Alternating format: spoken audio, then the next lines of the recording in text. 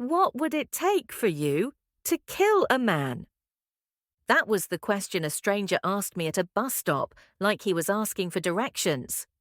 20 minutes later, there was a gun in an alley, a man on his knees, and a choice that would haunt me forever. If you've ever wondered what you would do if the universe handed you absolute power, if you've ever felt desperate, cornered, or tempted to cross a line just to escape suffering, hit like, subscribe, and buckle up. Because this story isn't about revenge through violence, it's about the kind of justice that hurts more. I was already having one of those days, the kind where every step feels heavier than it should, the kind where your bank account screams louder than your alarm clock, the kind where you're not living, just surviving. I was sitting at a cracked bus stop bench, knees bouncing, checking my phone for a paycheck notification I knew wouldn't come.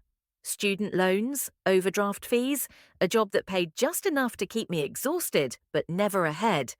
That's when he sat down, not next to me, across from me. Expensive suit, perfect posture, shoes so clean they looked allergic to the sidewalk. He didn't look around, didn't check his phone, just stared at me like he'd been waiting. Then he asked it.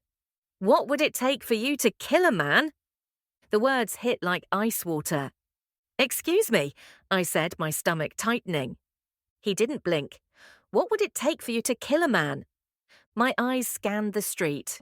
No one else seemed to notice.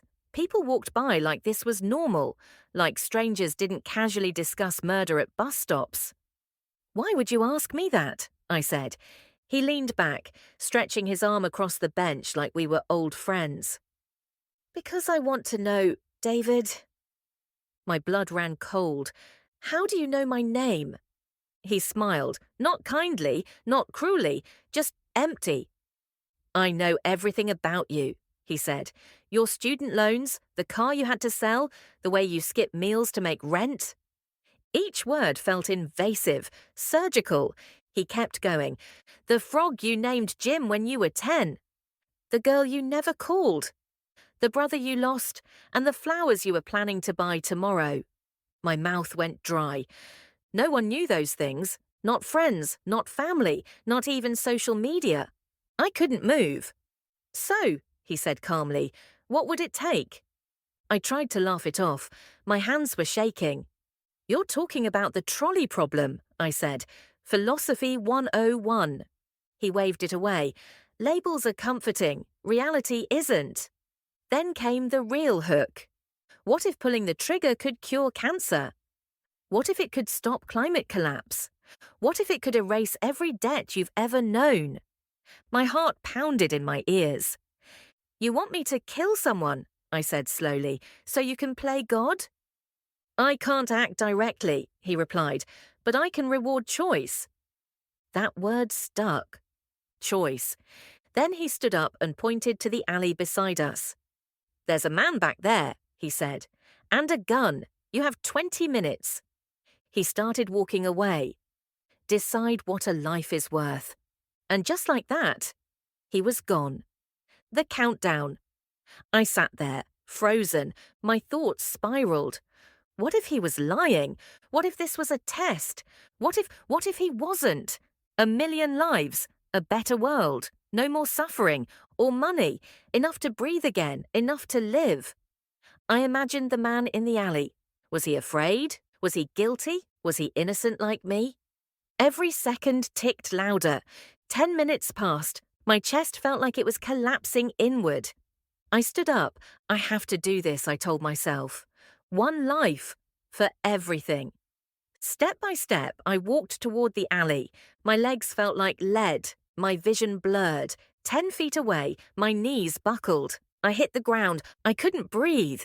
Tears poured down my face as the truth hit me all at once. There was no justification that could clean my hands, no reward that could silence the screams, no future worth buying with someone else's end. I can't, I whispered. I pulled out my phone and called the police. Climactic payoff, justice without blood. The sirens arrived fast, too fast. Officers swarmed the alley, and there he was, a man, exactly where the stranger said he'd be, gun in hand, waiting. The look on his face wasn't fear. It was confusion, like someone whose script had just been ripped away. They arrested him on the spot. Later, I learned the truth. The stranger had done this before. He groomed desperate people, pushed them to the edge, let them destroy themselves or someone else. But not this time. This time, the plan failed. Because I didn't pull the trigger. G. Reflective wrap-up, 15 to 20 seconds. I still think about that question. What is the worth of a life? I don't have a number, I don't have a formula. But I know this. The moment you decide someone else's life,